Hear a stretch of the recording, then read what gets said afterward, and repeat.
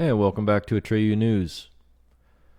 As we see COVID still affecting many, if not all things across the earth, Joe Rogan, which is a huge tax benefactor to whoever actually gets him to show up, is actually going to cancel his show. Let's take a look at this. Joe Rogan likely canceling sold-out Vancouver show due to vaccine mandates. And I know for certain that he's canceling it because when I went to ticketmaster.ca, it is in fact canceled. So besides all the small businesses suffering greatly from this COVID nonsense, there's a lot of lost tax revenue as well. Well, let's take a look at this article. Joe Rogan says his sold-out upcoming Vancouver show is likely going to be canceled. Of course, we know it now is due to Canada's vaccine mandates. It's not even about the virus as much as it is about submission, as far as I could tell.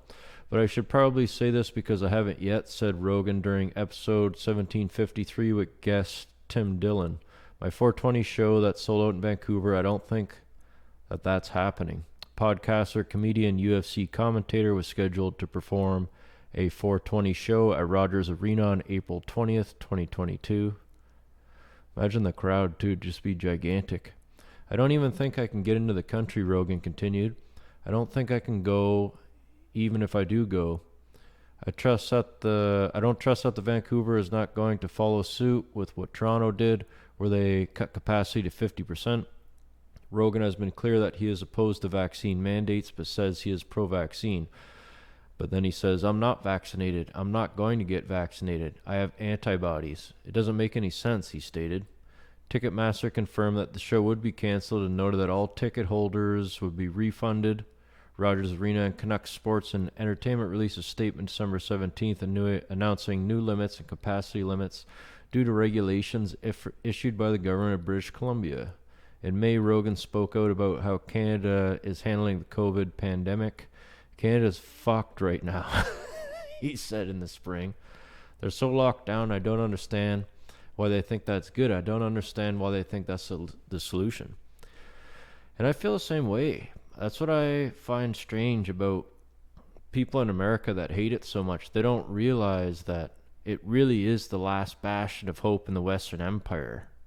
Everywhere else is conquered and taken over. They're all super police states, no freedom of speech, that type of thing. Even though it's obviously becoming that way in the States too, as we can all see. But it's just terrible. All that tax revenue, all the people that would have benefited from him showing up, gone. But let's take a look at what happened. Like Joe Rogan was saying, he has antibodies, which realistically that's the best defense against this type of thing. But I have a video. Back from the road Saturday night, feeling very weary. I had a headache and I just felt run down. And just to be cautious, I separated from my family, slept in a different part of the house, and throughout the night I got fevers and sweats, and I knew what was going on. So I got up in the morning, got tested, and it turns out I got COVID. So we immediately threw the kitchen sink at it, all kinds of meds, monoclonal antibodies, ivermectin, Z-Pak, prednisone, everything. And I also got an NAD drip and a vitamin drip, and I did that 3 days in a row.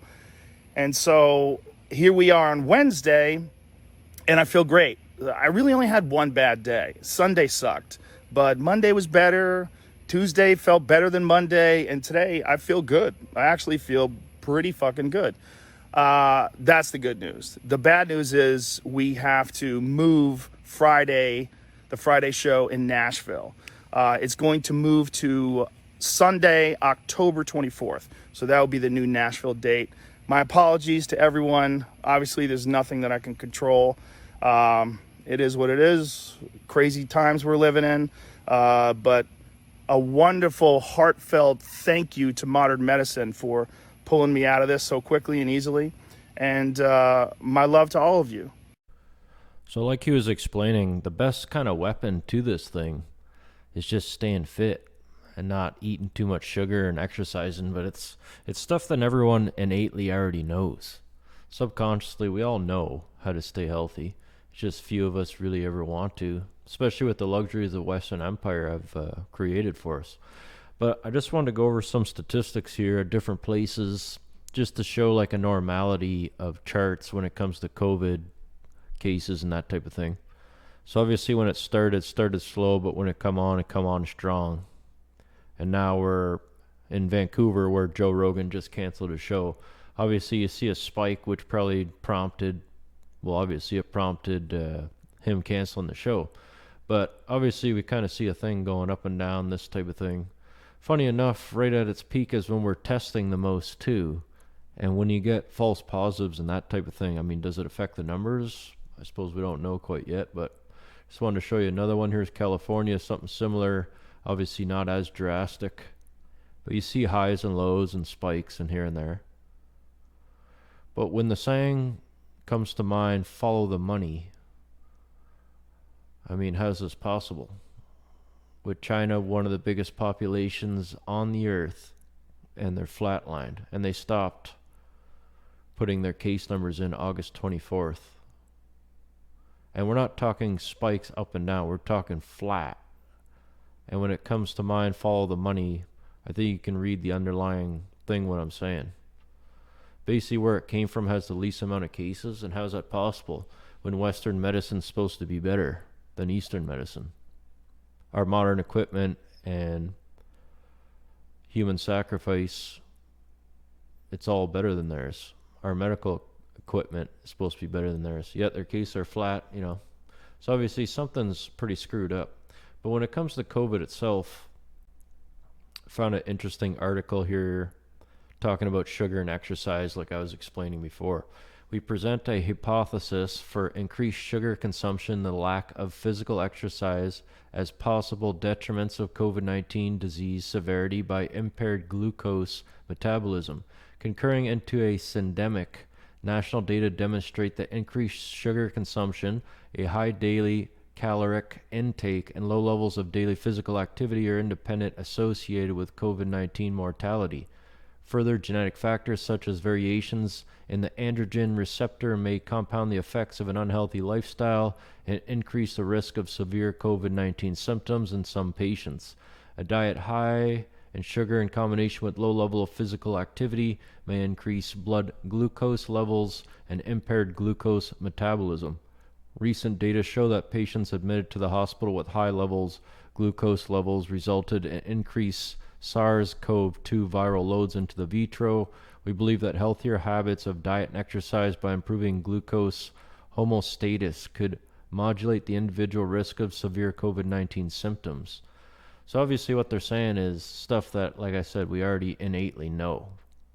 That if you eat a lot of sugar and you don't exercise, you're just asking for trouble. Not to mention sugar causes different types of cancer. It's kind of like nature's sick joke, where everything that tastes really good, that people enjoy, kills you. It's kind of one of those funny things when it comes to temptation, almost correlating to Adam and Eve with temptation. But aside from that, the whole thing's pretty crazy. With the Western Empire crumbling, we never printed this amount of money before in the history of the world. And the funny thing is, strong body, strong mind. So realistically, if you have a diet, and I've experienced this on a personal basis, if you have a diet based upon sugar and no exercise, you're going to be pissed off most of the time. You're not going to be a happy camper. And if you're not a happy camper, you don't want to get up and do anything. If you have a diet that's more fulfilling with exercise, it's amazing what it does for your mental state, especially as we age. But I just wanted to say thanks for watching. We're going to continue monitoring this as the psychosis falls apart. I'll see you on the next one.